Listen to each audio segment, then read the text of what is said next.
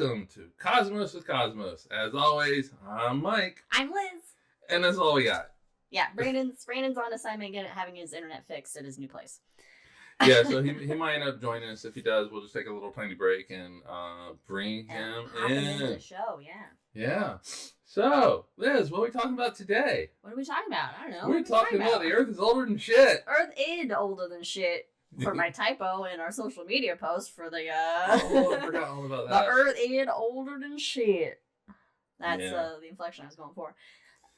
Yeah. Sure. Yeah. So basically, we're gonna talk about the age of the Earth, and Karen Davison's dogs. Is this Slick and Mira? Yeah, this is Slick and Mira that's on the in chat now. Good for them. Good for them.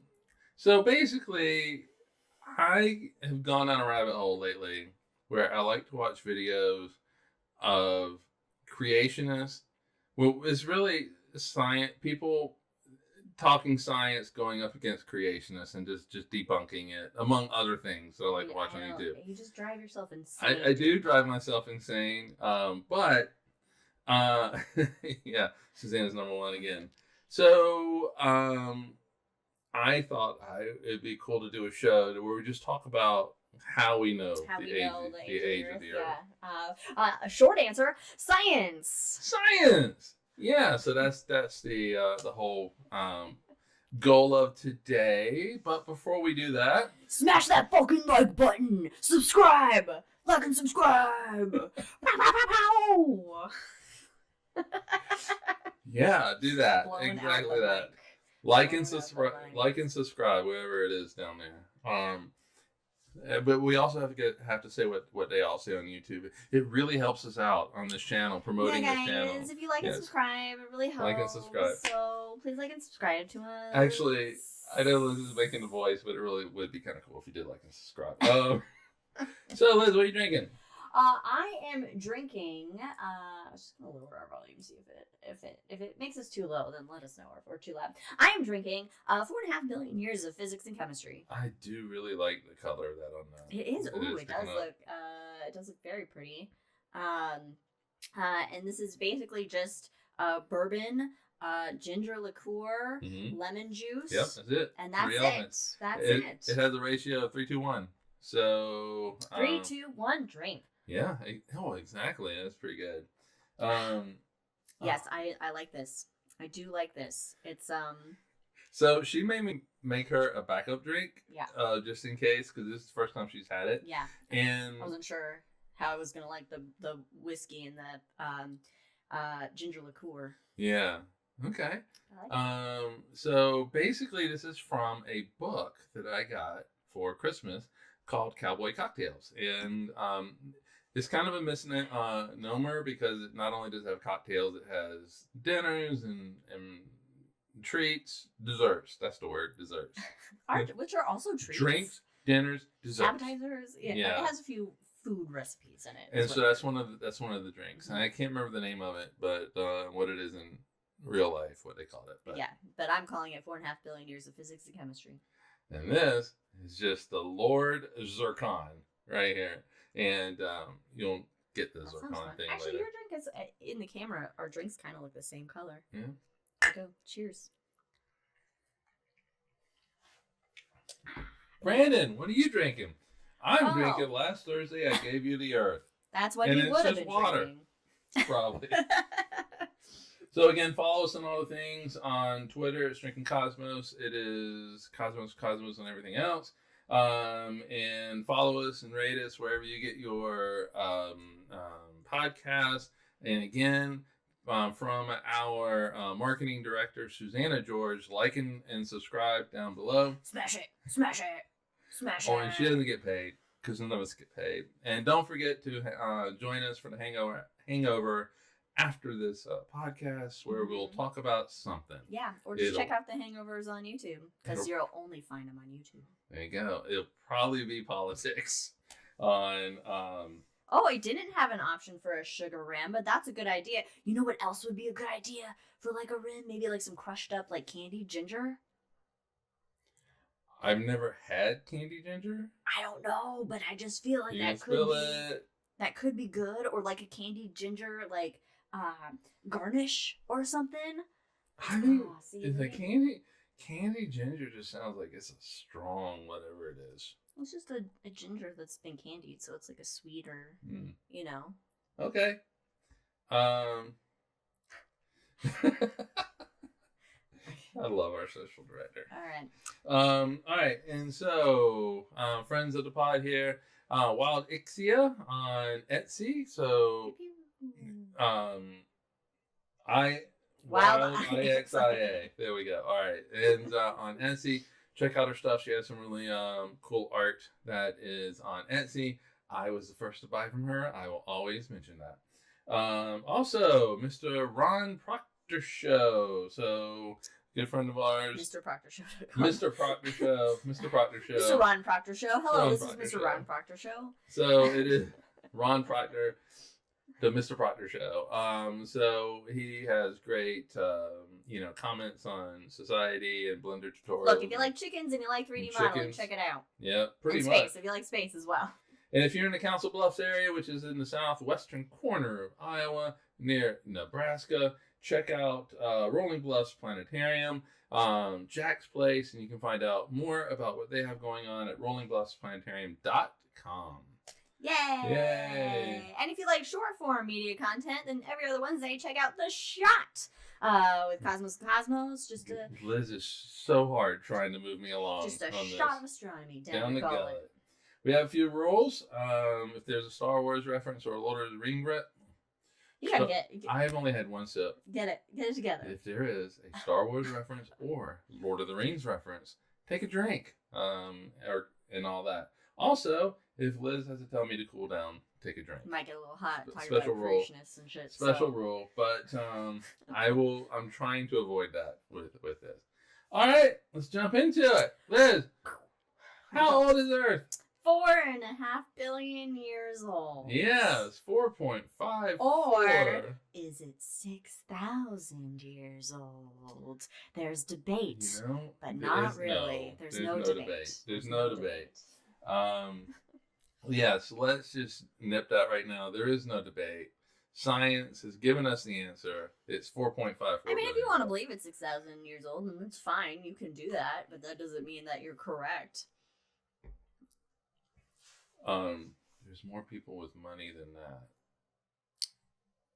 There's more people. Is it 4? Is that what you're talking about? All right. I think she's talking about the 4, maybe. I don't know. Anyway, so let's do a quick history. Oh, okay. Yeah. Quick history. Like some history. This is quick history of early Earth. Is Brandon with us? No. Oh, okay. 4.6 billion years ago, the formation of the solar system began. Whee! Yeah.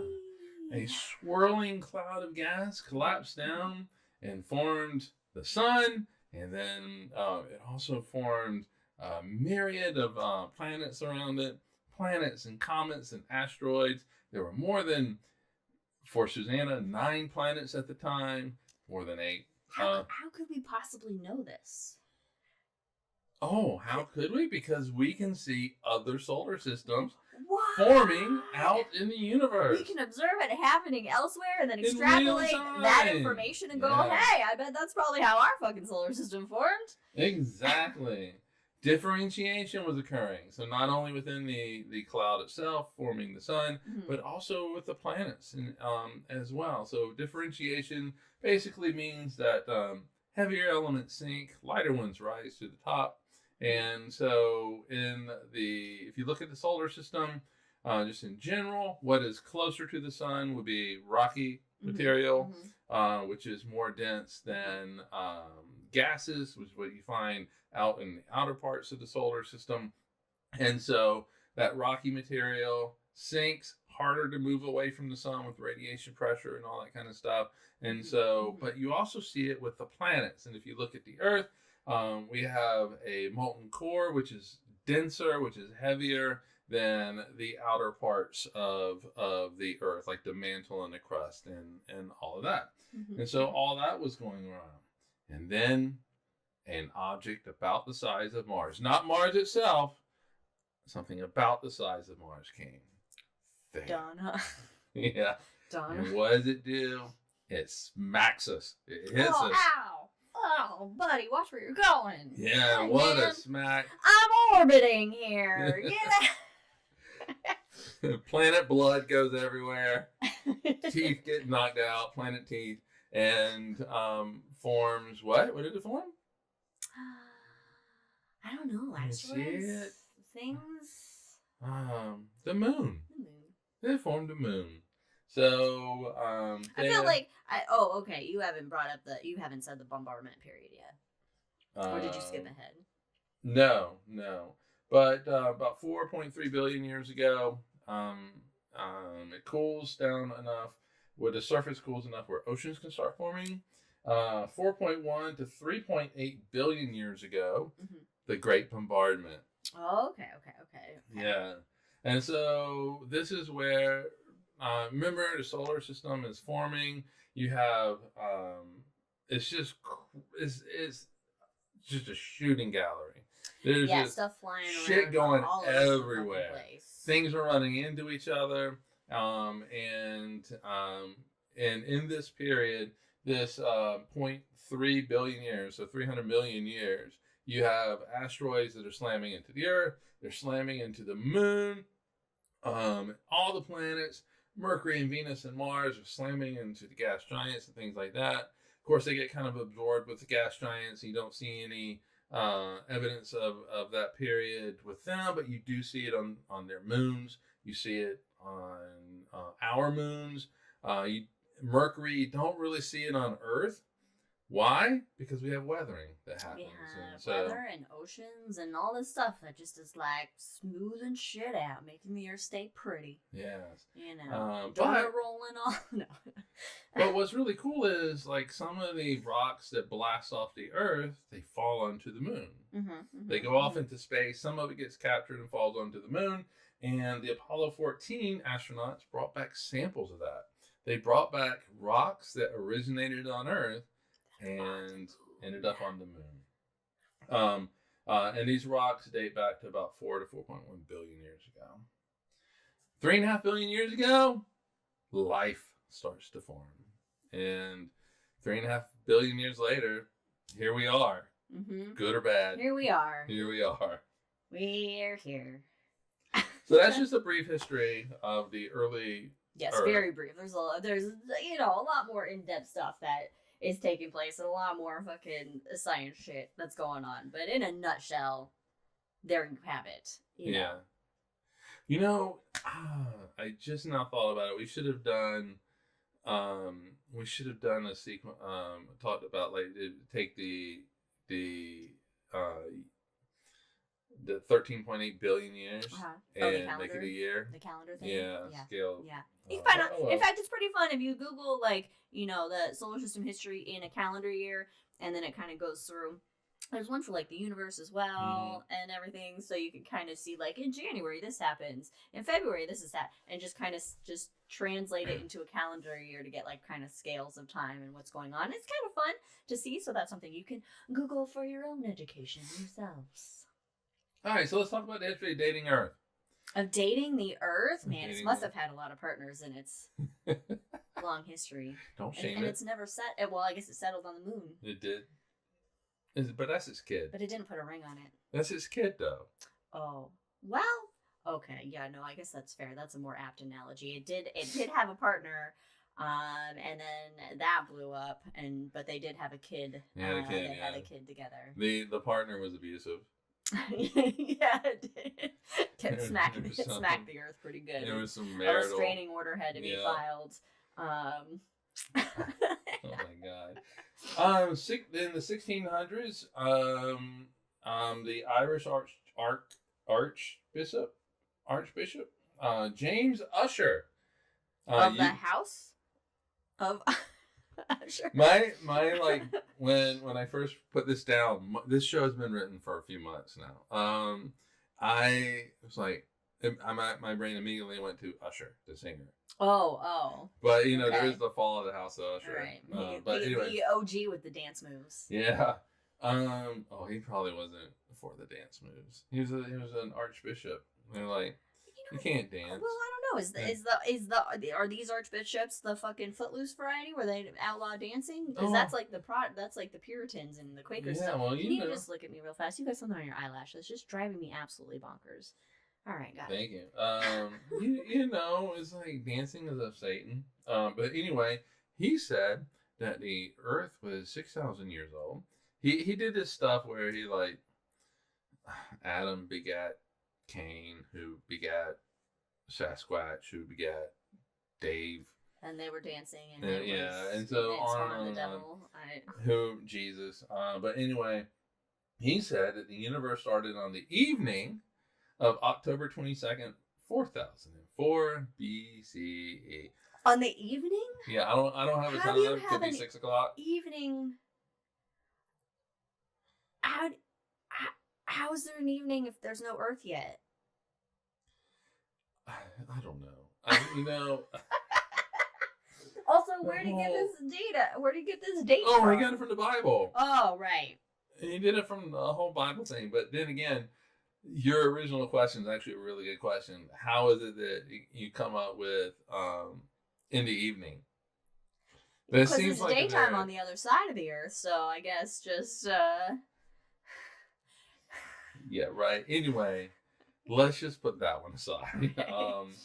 In 1862, William Thomson, later to become Lord Kelvin. So, of temperature fame? Of temperature fame, yeah. So you okay? Yeah. Did you put that little thing behind my eyelash? No.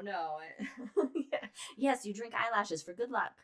Yeah, so he came up with an age of the Earth for 20 million years. So this is the first time that's fair. that we really start getting into some scientific thought on it and all. And what he did was he assumed the Earth was molten, or initially, and which not a bad assumption, and calculated the time for it to cool down to its current temperature. Oh wow! Okay. Yeah, okay. And there is obviously.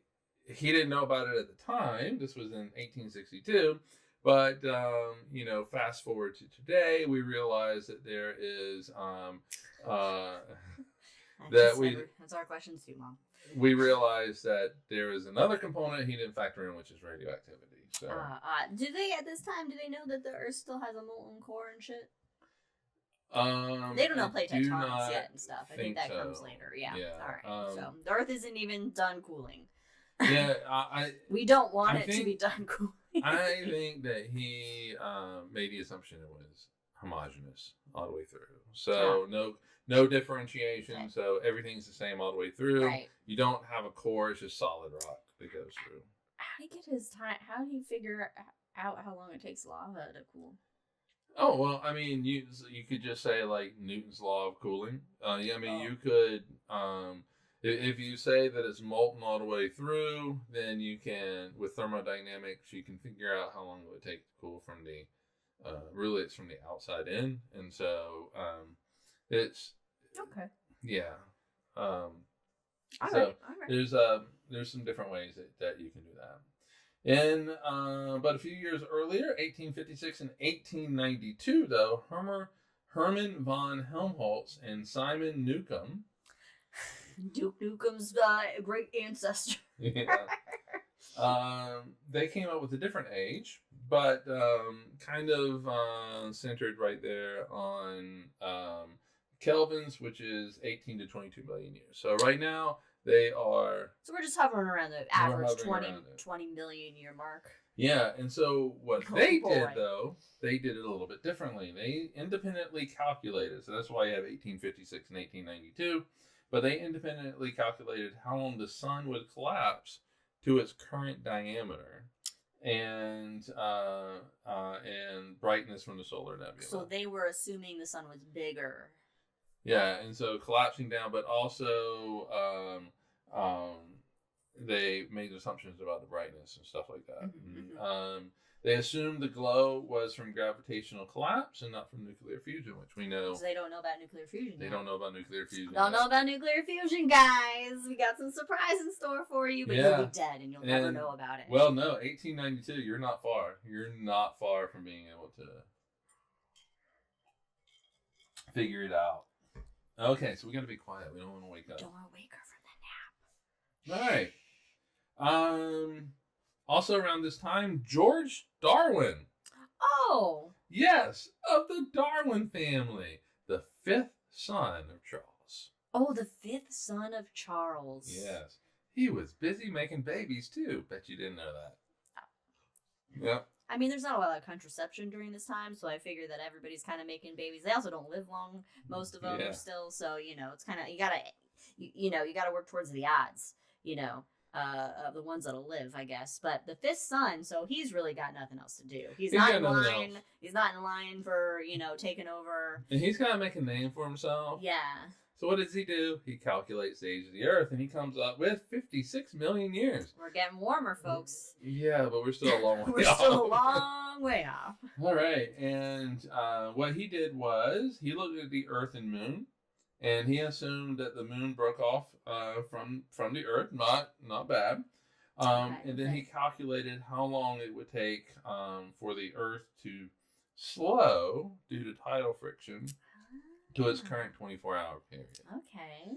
So, I'm not really sure what assumptions he started with.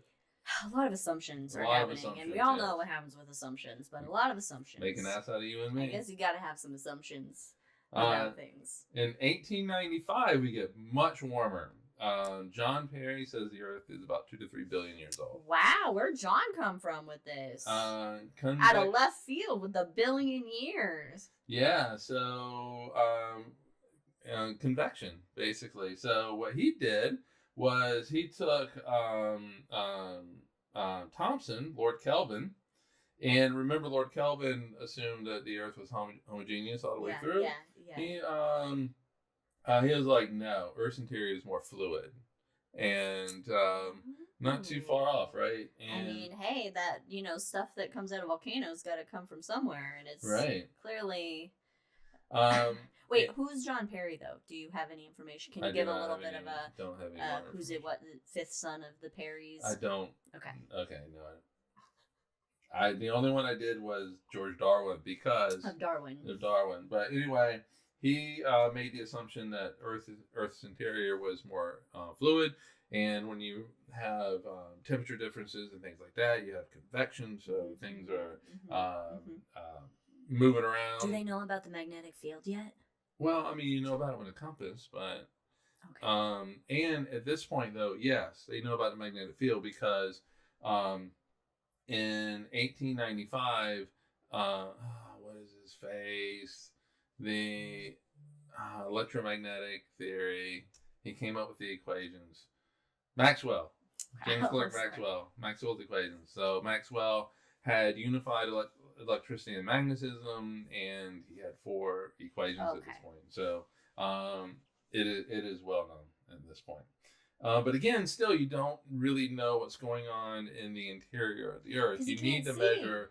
In the end, you need to measure earthquakes. You can't. Ooh, idea. I have an idea. Okay, we drill down. We drill a big swath, a window. We drill down and we carve it out and we install the window to look at the interior of the Earth. And you can go visit and go, oh, look, there's the interior. And you see nothing but molten lava. But still. Oh, it'd be cool. That'd be really cool. Or just like a tourist elevator down, OSHA's nightmare. So you make it so that like it's like a really thick, solid, like say glass. And then what you could do, you could do then is you could jump in it. And you go down, you speed up, and you go on really friggin' fast at the center of the Earth, and you just keep going, and then you slow down and slow down and slow down, and then you come out on the opposite side, and it's like somebody catches you and you're there. Oh God! See, I was just thinking maybe like the longest bungee jump, like a Guinness World Record of bungee jump. That would be, yeah. I mean, you could do that. The journey to the center of the Earth bungee. Oh, but you know what? You know what you do though is instead of somebody, let's say we drill a hole. Where did you figured this out? Where we would come out? It's like in the Indian Ocean somewhere. So if you go from the antipole or antipode, antipole. So if you go from Oak Ridge to the center of the Earth, you come out basically somewhere near Africa. Yeah, it was kind of in the ocean, I think. Yeah, it's in the middle of the ocean. So you jump in the hole, shoo, and you fly down. And instead of having somebody grab you or you grab a pole, you go right back down. And you basically you could do this. You can't come out though because gravity's attached to the center, so you would consider. Yeah, that's why I say somebody has to grab you. Yeah, to pull you back. Yeah, to pull you back out. Yeah. So I mean that would be fun. I'd do it. Because I know I'm not gonna hit the ground. Because there is none. All right. He was largely ignored, by the way. John Perry was largely because ignored. They were like, that's 3 billion years old. Whatever. That's a ridiculous length of time. 1899 and 1900, John Joly, 80 to 100 million years old. He made the calculation based on the amount of salt in the oceans, which, interestingly enough, is what Christians like to do. Young Earth Christians. What does salt have to do with anything? All right, so when rivers flow into the ocean, they carry like salts with them, sediment and shit, and salts, and so they're out in the ocean. Water evaporates to form clouds and storms, things like that. The water evaporates, but it leaves the salt. Oh, okay. And so salt's too heavy. Over time, according to this, and according to young Earth Christians, what? Creationists. Yeah. Yes, young Earth creationists. They say that over time, the salt content of the ocean just increases, and it does. With this. And so you can, if you know how much salt goes into the ocean every year, you can then extrapolate backwards and say this is how old the Earth is, and they use it to say the Earth's about 6,000 years old, blah blah blah blah. But the problem is that you're not including salt going out of the system. And so... Yeah, this isn't like a closed system. It's not a closed system. So, yes, rivers bring salt in, but then you have other like geological processes that are going on. You have salt that interacts and becomes rock. You have... the animals and shit that are... Yeah, and you have that, and you have subduction where you have ocean plates going beneath. They just like to be salty. Yeah. And so it takes that salt with it. So it doesn't really, But anyway, all of these low numbers, troubling to geologists and biologists. We're troubling to them? It's just troubling They're just troubling to like, we don't like these low numbers. These low numbers are they're too low. I mean, yeah, exactly. This is not... I mean, the thing is like, if you're this figuring all this out, so far, these numbers are being calculated by physicists generally, And so... Right. Yeah, and so for biologists, though, Chuck has just come up with his evolutionary theory. Yeah. He's like, this shit takes a long fucking time. Yeah, exactly. It takes a long time. So far, guys, we're taking longer than the time the Earth's been around, so we got to do we got to figure this shit out. Yeah, so the evolutionary processes should take a lot longer. And for geologists, they're like, I mean, making these rocks has got to take longer than what they're saying. So it's a little bit, it is a little troubling to some people. Just a side note, I just want to, just a random side note, unrelated to really anything at all, but what has popped in my mind, and I feel like I need to say it at this moment. But geology seems one of like the most boring sciences. However, because it's just looking at rocks, right? But however, when we're like outside, when we're driving, when we're doing whatever, I love looking at like rock strata. Like it's fascinating, and then to know that it's like, oh shit, that right there is like hundreds of million years old rock that's been there. Like when you're touching rocks, you're touching like the oldest shit on Earth, and it's amazing. Yeah, I mean, it really is. So I just wanted to say that. I'm just saying it seems like the boring, Susanna got mad in chat for those of you, because you can't see the chat. She yelled. I'm not bashing geologists because I think it's a great science. I'm just saying, out of like some comparatively, it seems like it would be boring, but I love looking at rocks and rock strata. You know, rocks are some of the coolest shit. Susanna apparently is the biggest fan of rock. I don't know what goes into actual geology though, so I can't actually say it's boring science. It just seems on the surface level because it's just looking at rocks. Yeah, and you watch a video of geologists, they're quite excited about it. Yeah, they're very excited looking rocks. Yeah, but you know, I mean, there is like, it is crazy though. It's like you look at layers of rock, and this is going to be a 4-hour podcast. Ooh, I have an idea for the hangover. We say what we think our favorite, like our most fun science is. Fun field of science. Oh, okay. Remember that for us, chat. Remember that for us. All right. You have a rock collection? Okay, sorry. No, we'll talk about that later. But you know, like you look at these layers of rocks, and you can see like the fossilized remains of some animals, like in land, and then they are no longer in layers above it. Or you'll see like a fossil of, I don't know, a saber-toothed tiger. We'll say you have that. And then at some point, there's just a layer of rock where you do not see them anymore. Yeah, just like you don't find human fossils with dinosaur fossils. Exactly. Take that, fucking Ken Ham. So, and Kent Hovind and all you young Earth creationists out there, evolution is a thing, not creationism. And so there's so much science that backs up evolutionary processes in the old age of the Earth. But yeah, I mean, it's crazy that like you're looking at rocks, you're looking at geology, and then there's this whole other biology component with it. And you know, it's just it is fascinating, and how everything kind of works together. You know, from physics, and it's just all this amazing system. It's amazing. Doesn't mean that there is some sort of designer that is behind it. It's honestly not a great designer, though, if you think that. But we'll talk about that later. I mean, we are pretty squishy. Balls are very squishy. Number 1 point: balls on the outside. What are we doing? Seems like a fatal flaw. Fatal flaw in design. Well, just saying, on one species at least, one gender. It's not so much one fatal gender. as it is painful. I feel like it could be fatal maybe at some point, but you wish then it again, was fatal. you don't have childbirth, and I don't know what that feels like, but I'm assuming it's greater than kicking balls. So yeah, but you know, you feel like you wish you were dead. I would think that anybody getting kicked, no matter what gender you are down there, would be painful. Anyway. Yeah. Is it not painful for you? I mean, I'm sure, but it's not the same. Well, anyway. Don't go kicking people in the groin. Anyway. Unless they're ice.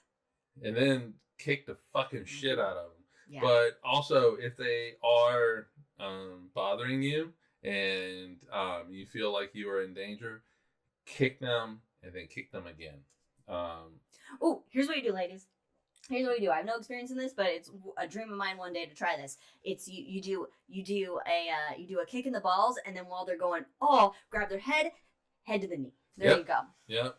I saw this video on a YouTube channel, and this guy was bothering these ladies in a car, and they just pepper sprayed them. Yeah. They rolled it down and pepper sprayed them. And so let's make 2026 the year of pepper spraying toxic men. You know? Oh, I like it. Let's just do it. I like this. And just pepper spray the fuck out of them. Pepper spray the fuck out of everybody. Yeah. Give them a little pepper spray, dash a little salt, cook them up on the fire. Let's go. All right, moving on. Age of the Earth. Focus. I'm telling you, this is going to be a 4-hour pot. The hot now. Shirt's coming Getting off. warm. I was cold. I had a blanket. I had this on. Now I'm getting warm. All right. 1903. They will not send you to jail. Anyway, 1903. Radioactive decay had recently been discovered. And George Darwin and John Joly pointed out that the heat that would have continually that heat would have continually replenished the heat of the Earth. So you can't say the cooling of the Earth is a accurate way to measure the age of the Earth anymore. Exactly. So Lord Kelvin was incorrect. Get fucked, Kelvin. 1907, Bertrand Boltwood. Bertrand Boltwood. I mean, Bertrand is such early 1900s Boltwood name. Sounds like a good like Western name, but then you throw in Bertrand, and it's like, oh no. Yeah, and then he has to be a bad guy because he's got to be a bad guy because people are giving him a hard time about his name. So now he's got to shoot people with his Boltwood action gun. Never mind. I was gonna make a joke about him getting some wood Jeez. for his bolt action rifle. I mean, we saw Brokeback Mountain, so they're gay cowboys. Anyway, 100% gay cowboys, all of them.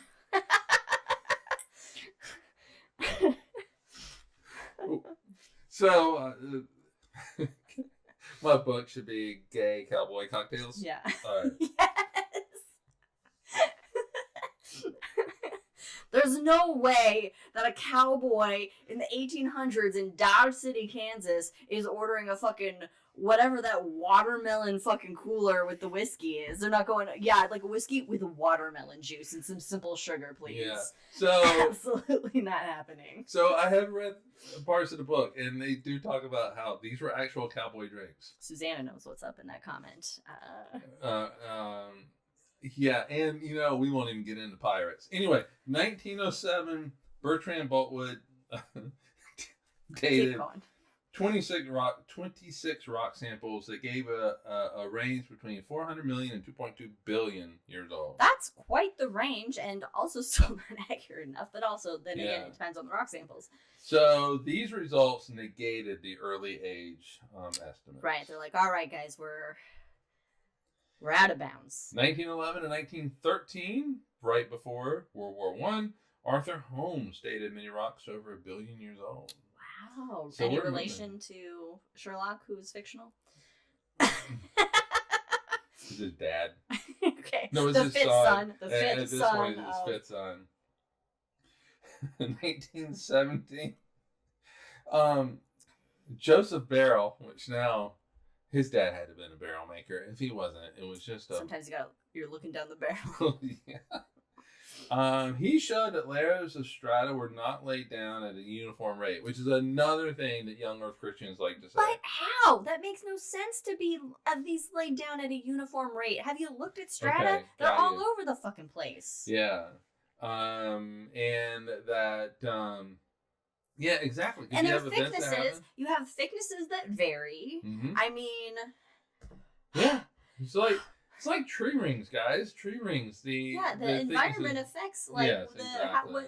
You can see what a tree experienced throughout time, in addition to its age, based on what's going on in those tree rings that have various thicknesses and whatever. It's like, either a drought was happening because there's a thin ring in this period indicating that it wasn't getting like a lot of nutrients or water or something. I'm making that up. I don't know if that's accurate. No, do not count. Anyway, moving on. Okay. He showed that they're not laid down at a uniform rate. Yeah. Data couldn't be trusted, and geologists started trusting physics more than rocks. Well, than other geological theories that they had, and it's a great example of what science is. As you learn more, so geologists and physicists were coming together. Yeah. And what does it make? Geophysics. Geophysics? Earth physics, geology physics, yep. Oh. 1920, this is a big year for it. The flappers as well. The flappers, the Spanish flu was having a big heyday at the time. Oh, yeah. What's his face? The guy that's in that book with the rich people and... which one? Rockefeller? No, it was Carnegie. No, it's a fictional one. Oh, Fitzgerald. Fitzgerald. The Great Gatsby. Gatsby. He's having a good time with the flappers. Shit's about ready to go south 10 years later, but whatever. Anyway, 1920, the British Association of the Advancement of Science said that the Earth was a few billion years old, and radiometric dating was credible science. So this is the first time where you're having the hey, this is accurate. Yeah, this this radioactive dating stuff, which is, I mean, sometimes I guess dating can be radioactive. Yeah. 1927, Arthur Holmes comes back in. He publishes a book called The Age of the Earth and says it's between 1.6 and 3 billion years old. Not bad. Not bad at all. We're getting closer. We're getting warmer. We are getting warmer. So let's take a little detour here. Oh, yeah, okay. Are we going off the beaten path? Or? No, we're going to talk about radioactive dating. I love radioactive dating because I think it's really cool. I think it's toxic. Well, yeah, because you're dealing with radiation, so it will kill you. But I'm just saying. All right, first chemistry. Elements. We have all seen the periodic hydrogen table. And helium, Lithium is 3. Google the Element song by something science. Whatever. They do a great elemental song, which is fun. Mm-hmm. Also check out a little band called Nirvana and their Lithium song. That's about lithium pills, but it's fine. Oh, I know. Sometimes I know. You know. Anyway, elements. They're defined. Sometimes they're your friends. Elements are defined by the number of protons that something has. Right. So. Sure. Yeah. So, like hydrogen has 1 proton. Mm-hmm. Helium has 2 protons. Lithium has 3 protons. And then we become metals. Where do we start becoming metals? Anything after helium. Oh, anything after helium is a metal. I don't know. From an astronomy point of view. When we get into physics and like protons and electrons, it's so abstract for me because I can't. It just is like, all right, I accept it because I can't. So it's all about the protons. Yeah. And for the element, it's all about the protons. They're a proton. Yes. They're made up of 3 quarks. 2 ups and a down. And so. How many Ferengis? What? How many Ferengis? How many Ferengis? Yeah, how many Ferengis got to run Quark Spark? Oh. It's like, what? All right, anyway. If you change the number of protons, you change the element. Right. So, carbon has 12. Is it nitrogen that's 13? So anyway, it's I think like carbon 12. So carbon has, I don't know, I'm gonna say 12 protons. Protons are basically like the fingerprint for the element. Well, yeah. Can I just? Is that a? No. It's more of the electron because you're talking about light at this point with fingerprints and stuff. Well, I'm just saying because if there's 1 proton, it has to be hydrogen. Yeah, it can't be anything right. else. So if there's 1 proton, that's its fingerprint. Yes, that's its defining. Yes, trait. so that's what I'm saying. Yeah. So like you can't have helium with 2 protons. You're going, what the fuck? No, what are you doing? Yes. Now, to make it more confusing. All right. You have what's called isotopes. Sure. And so you might have 12 protons, mm-hmm. and typically you would have 12 neutrons that go with that. Yeah, that is called carbon 12. But or maybe it's like, I don't know. Anyway, somebody tell me how many friggin' protons carbon has. But we're gonna pretend, but look it up.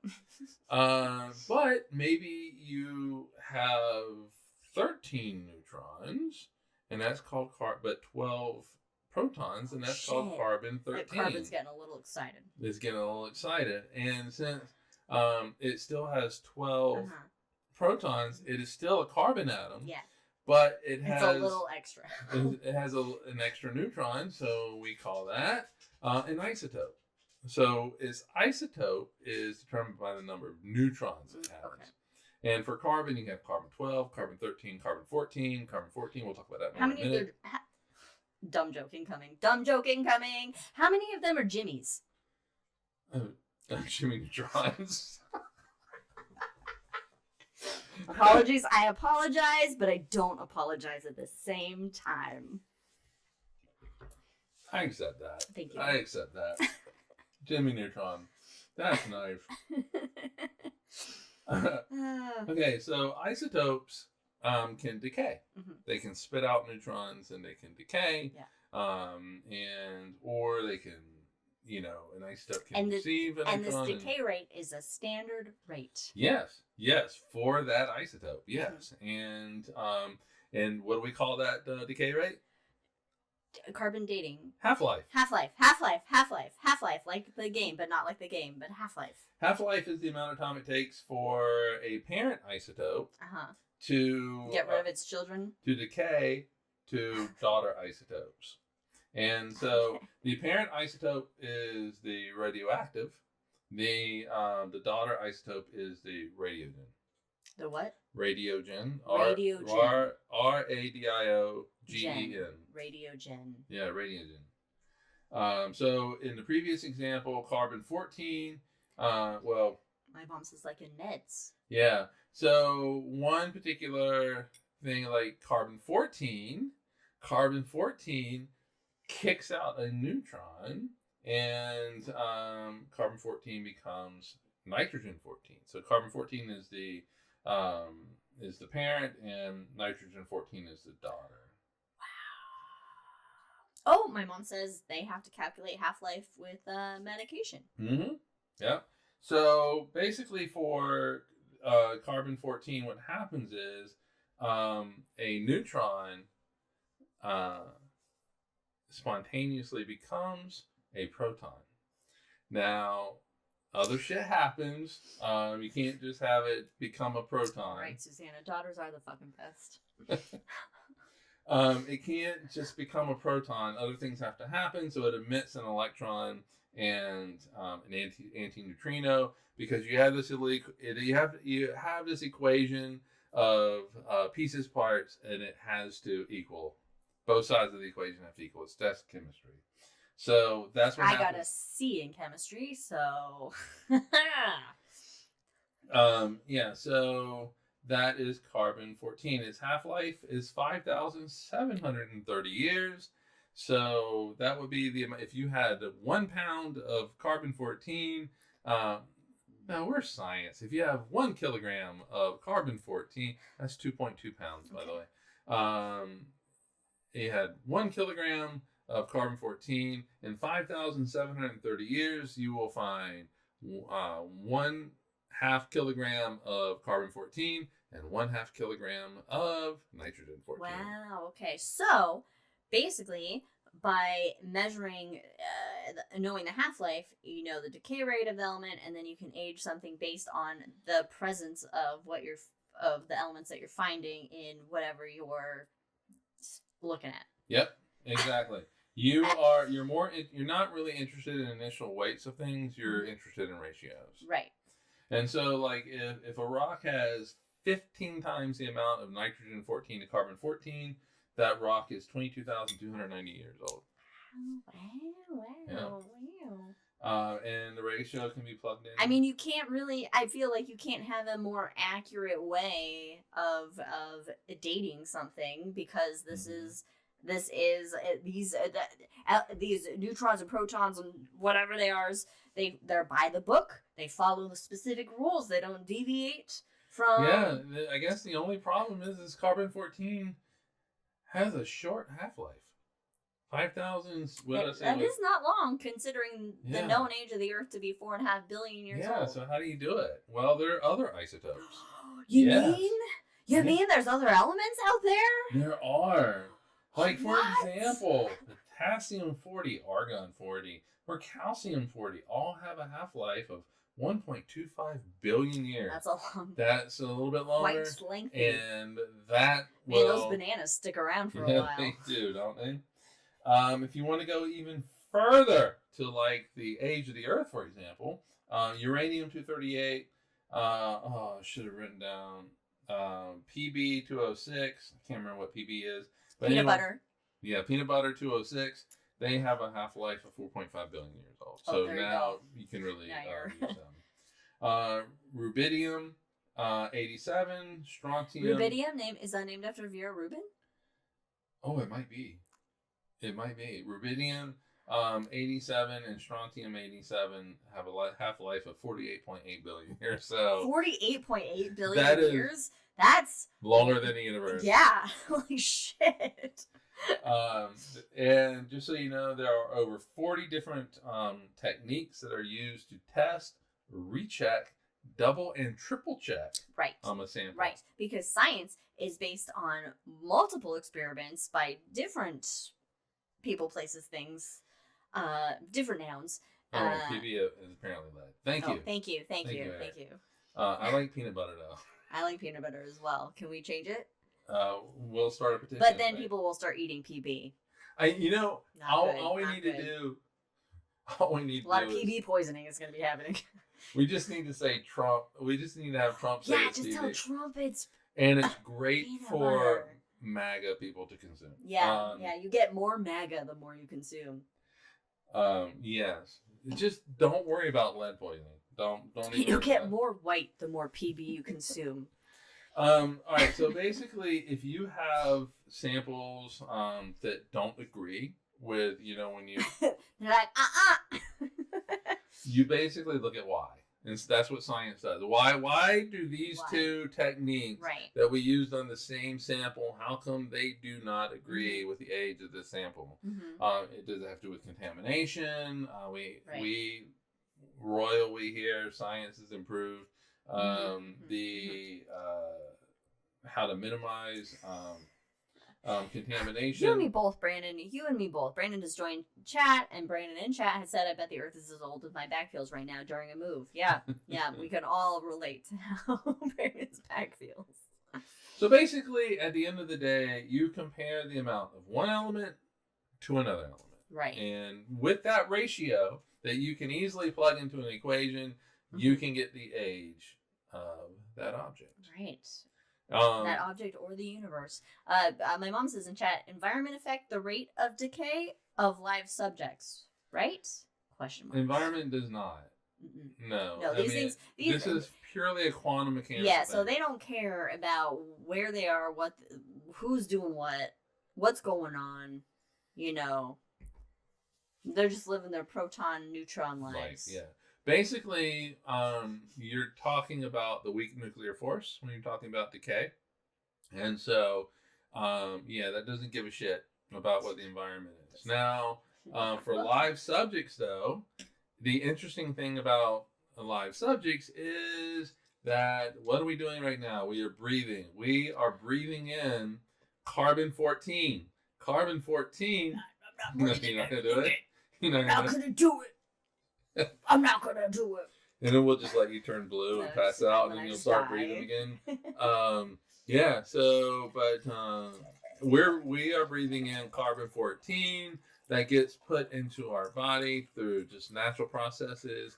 And so in 5,730 years, you can have some scientist, if humanity is still here, I doubt we'll be here in 2 years, but... All right, let's be positive. We're going to be positive. We're going to be positronic. Okay, I doubt we'll be here in 4 years. Anyway, so that's positive. It's a bigger number. They could look at the amount of carbon-14 in my body, compare it to the nitrogen-14 in my body, and say, he died 5,730 years ago. And that's how you can date, mummies and shit. Yeah. You can date mommy. Well, also because of where they're buried and where you find them and, that kind of shit. But, I just... earlier I thought of an alternate way that I want versus... Oh, I found it. Okay, if you can't mummify me... Ready? Are you ready? Are you ready? Do I need to write this down? Fossilize me. Oh, that's going to take too long. Put me in a flash flood. I don't know. Where's the... Wherever there's a flash flood, throw me in real fast. Meanwhile, the authorities are like, what are you doing with that body? Look at her will. Her will right here. We can't mummify. She wants fossilization. This is the only option according to science. We gotta throw in a flash flood unless you got a meteorite that's gonna happen. It's a science, folks. It's a science. So, applying radiometric dating to the Earth, we find that the oceanic crust is the oldest, 260 million years old. Remember, it's got constant recycling. Yeah, the Earth is. It's like it's a living planet in a sense of not a living consciousness type of a thing, but that there are lots of ongoing processes that are continually, redesigning the look of the Earth, the structure of the everything that's going on with the Earth. Whereas, say, the Moon doesn't have anything going on with it. It's basically just dead rocks that are just held together by gravity. It's just it's still changing. But it's changing from external forces. It's not itself is not changing. Right. Whereas there's our internal processes on the Earth due to a molten core and all that bullshit that are causing, things to happen. But there's also the continental crust with the Earth. Bog burial. I want to be a bog woman. I mean, the easiest option is to throw me in the La Brea tar pits because that's closest. But a bog woman, or just take me about Everest and I'll be like the Iceman version of whatever. I like a bog woman. I'm gonna be dead first. So anyway, I like a bog woman. It's like in the Lord of the Rings, and it's like when they go to that bog and all the dead bodies in it. What do they eat when they can't get Hobbit? Man flesh. That's 2 Lord of the Rings references right there with you adding a man flesh there.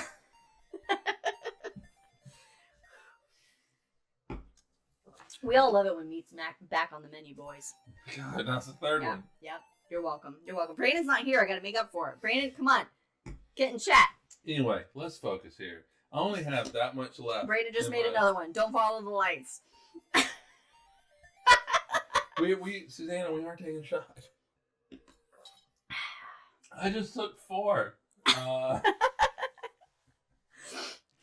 Anyway, continental crust. There's 2 types of crust on the Earth. Pizza. Oceanic. Okay. And then you have continental crust. So which one with like oceanic crust would that be like a Chicago pizza? And is that like a deep dish? Yeah. Right. And then like continental crust would be more of a New York. Right, because that's just the top layer, right? Where continental you need to go deeper. Yeah. So that's not pizza. I'm sorry, but that's not pizza. Deep dish pizza, not fucking pizza. What is it? It's a fucking lasagna. I don't know. Okay. All of Chicago. All of Chicago is fucking pissed because they all watch this podcast. I love deep dish pizza. It's too much. I do not listen to her, Chicago. I'll eat it. Don't listen to her. No, get back over here. All right, continental crust is 4 to 4.4 billion years old. Thank you, Susanna. I really am. Having a good time. We're all having a good time. Just stolen from a comedian. What does he do though when he says we're having a good time? There's like a hand motion too. No, he does like a hat. His hat thing. A dusty something. Comedian. Yeah, we're having a good time. And okay, they have gotten to 4.4 billion years from rock and zircon crystal. Lord zircon! Wait, zircon? What's that fake diamond that everyone's like, oh, it's cubic zirconia or whatever? Yeah, cubic zirconia. Yeah, zircon crystals contain uranium and thorium. In essence, they're little clocks that you can use to date things. Natural clocks. Yes, and so the difference between 4.4 and 4.54, because remember 4.54 is the age of the Earth, right? Right, 4.5, age of the solar system, because you need that little extra time to form those planets. Yeah, it's because the continental crust didn't form until the Earth had time to cool. So you need a little bit of time. Yeah, because everything's molten when the solar system is forming. Everything's molten.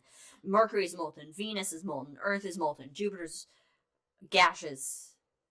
So Earth rocks have undergone constant remelting and recrystallization, but that's all factored in determining the age of Earth. But we can also not just look at the Earth. Are you looking at the notes? No, I'm just saying that. That was perfect segue. Meteorites. Yes. Oh my God! You can apply radioactive dating to meteorites, and they also yield 4.54 billion years. We have a solar system full of data that we can access. Do. And based on what we understand about solar system formation, the Earth is also 4.54 billion years old, based Yeah. on what we see with meteorites. We can sample meteorites, which are from, and again, if I know we've talked about this, but like meteorites and asteroids and comets are the oldest things in the solar system. They are the oldest data that we have of the solar system. So anytime we can study that, we're getting we have, it's like a little piece of the beginning of the solar system. In 1956, Claire Patterson. Woman? I know, right? A woman in 1956? She compared uranium-238 to peanut butter 206, also known as lead. All you MAGA people.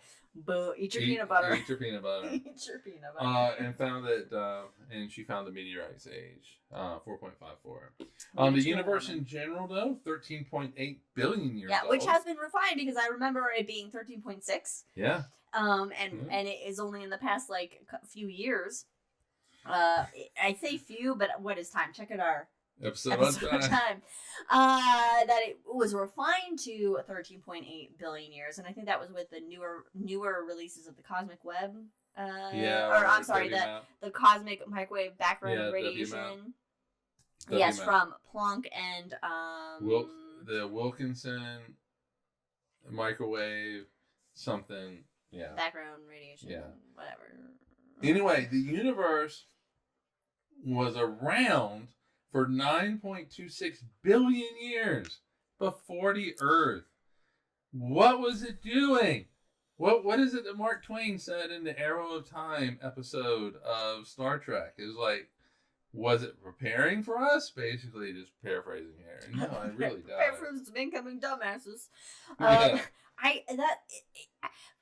God, when you talk about times in a solar system scale, a universal scale, it's just, it's so hard. And I get why it's hard for a lot of people, especially those who, aren't necessarily, they don't care about science, or not necessarily care is the right word, but is not like, their thing, or they're not passionate about it, or is nerdy about it, or whatever. It's like, sure, whatever, science is happening. It's such a large time scale that it is really impossible for like a human brain to comprehend, because there's nothing that we can relate it to make it understandable. Right.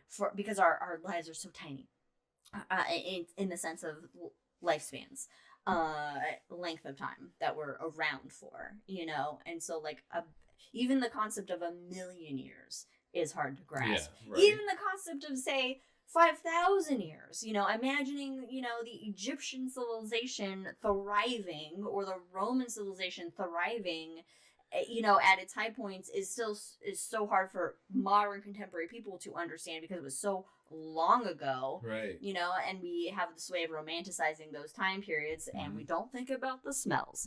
I can't even think about 75 years ago. I can't even. No, in all seriousness, like, think about. Well, yeah, if you look at like a black and white movie or a black and white film reel that then is put into color, and just the addition of color is like, oh, that makes it more real for some reason. Yeah, but it's not even like a real color. It's that fake, like, weird, like, like cheeks are too rosy. Yeah, Technicolor. But, okay, so 1950. My dad is 6 years old. Wow. And I cannot. I won't tell you how old my parents are. One of them's not born yet. Yes. And so, it is. My mom and dad are 6 years old at this point. And I just can't imagine a world where the moms stay home. And it's like the Lucy show. I Love Lucy. Well, have you checked out? Apparently, there's trad wives, so we could. Yeah, it's very modern. I love Lucy. No, I know. I love Lucille Ball is just amazingly. She's a genius, and I love her, and she's my idol. She is just so beyond funny and ahead of her time by so many decades. No, but I get you. It's like even that short period of time ago, it's hard to even conceptualize that amount of time. Yeah, in like 1960s. You know, it's like, what was the world like before computers? I actually was around before computers. My parents got a TRS-80 from Radio Shack back in the day, a Trash 80, and you know, that was like one of the first home computers, and you could play little games on it and stuff like that. But the world before that, though, Oregon Trail on floppy disk. Yeah. Like an actual floppy that was the big floppy and not the small. Floppy. But it was floppy and not the small ones later on. Was it the 5-inch, not the the 3? there was these ones that were hard, you and, know. And had the 5-inch had the little cutout where the computer could like read the little plastic disc. But anyway, the Earth was around for 13.7997 billion years before modern humans arrived on the scene. Wait, no, you said the Earth was around 13. I'm sorry, the universe was around for 13.7997. Basically, the universe was around for 99.9978%. 99.9978% of the universe's age was pre-human. No humans. It wishes it could go back to that time. Imagine, yeah. Well, most of the universe doesn't care about us because they don't know we exist because space is so big. But just think about that time, the scale of the universe, other stars and fucking planets that are out there, and then, you know, how other life could have possibly developed elsewhere in the universe in this length of time. I know, right? Google Drake equation. Exactly. Anyway. Also, UFOs are not coming to visit us because they got better shit to fucking do. We're nothing. Maybe we'll talk about that in the Hangover. What is the thing that we got to talk about in the Hangover? Oh, our favorite, the science we find the most fun or exciting to actually do. I mean, we all know mine. Yeah, but we'll talk about it. Anyway, Susanna would like, for the amount of time you guys reference your video on time, we should probably link it somewhere. It's on our YouTube. It's on YouTube. I don't remember what it's called. I don't have the energy to link it every time. Just fucking find it. If you're that interested, you'll find it.